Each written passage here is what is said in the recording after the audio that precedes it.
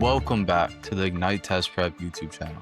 Today, we're taking a dive through history to uncover one of the greatest mysteries behind the American education system. What if I told you that your child's school, every single public school in America, was designed with a specific purpose in mind, and that purpose was not to create a brilliant, creative, independent thinker? The purpose was instead to create an obedient factory worker, a compliant soldier, a citizen who would follow orders without question. And that system, designed in the 1800s, is still running the show today. This isn't even a conspiracy theory. This is actually documented. And this is the historical truth of the American education system. It's crazy. And if you don't understand the game that you're playing, your child is literally destined to lose. This is the Vanguard from Ignite Test Prep. Souvik, let's start at the beginning. Where did this system come from? It came from Prussia, 19th century Prussia. After being defeated by Napoleon, the Prussian state decided it needed a new kind of citizen, one who was disciplined, obedient, and interchangeable. So they created a new kind of school. And what were the core features of this Prussian model? 3 things.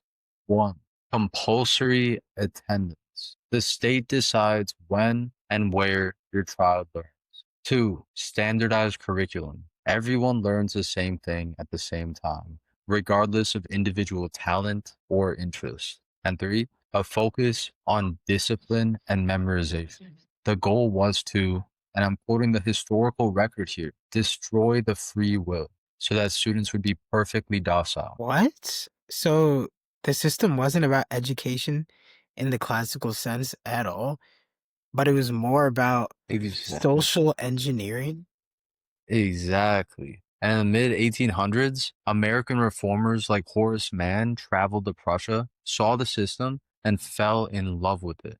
They brought it back to America because they wanted to create a more orderly, disciplined society.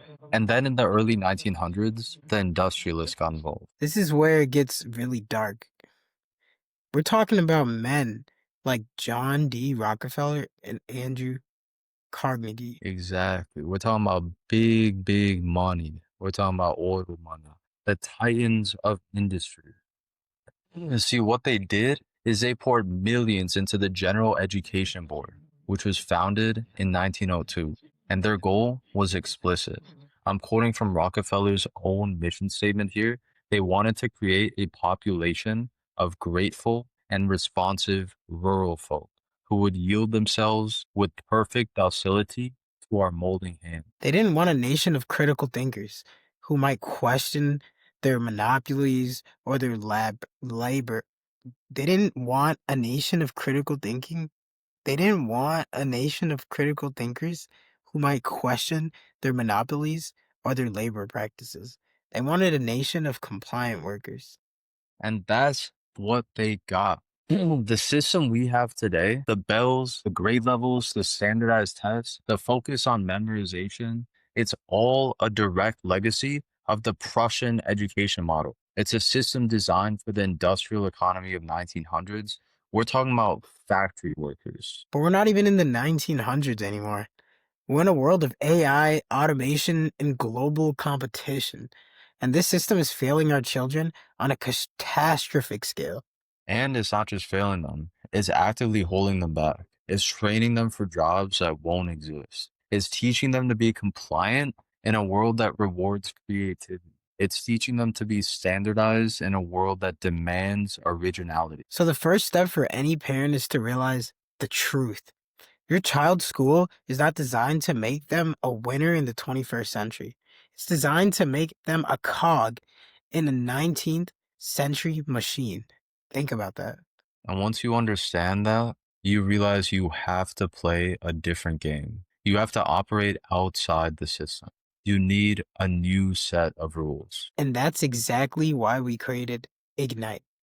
We're not here to help your child succeed within the broken system. We're here to give them the tools to transcend, to develop the skills that the Prussian model was designed to crush: analytical thinking, creativity, and complex problem solving. Because in the age of AI, these are the only skills that matter. These are the skills that make you irreplaceable. The skills that get you into the Ivy League, but more importantly, the skills that actually allow you to build the future. Remember, in the current job market, jobs are disappearing left and right. But the only ones that are actually employable, the only ones that are surfing the wave, are those with real skills and the education and network to back it. The only ones that are actually thriving in the current job market are the ones with prestigious degrees. So if you're a parent and your child is in high school right now, the only way to actually survive in the oncoming age of AI is to make sure that your child has a golden ticket of academic prestige, the Ivy League name on their resume. Because if they don't, you're risking them competing for dwindling jobs in an AI dominated job market of the future. Next time on Vanguard, we're going to talk about the biggest lie in modern American history, which is the idea that college is for everyone. We'll reveal how the 65-year period from 1945 to 2010 was a historical anomaly, and why that anomaly is now over. And if you want to get ahead of the curve, download the completely free black book at ignitetestprep.com, where we're going to teach your child how to become a glitch in the academic matrix, have perfect grades, perfect test scores, perfect scholarships, get into their dream school, get the network without paying tuition costs. We have the system figured out, and we're going to get your child into their dream school on merit scholarships. That's our guarantee. And that's it for today's Vanguard podcast, where we explore some history behind the modern education. Zach, what do you think about this? I thought this was an interesting topic. It's always great to learn about something like this. All right.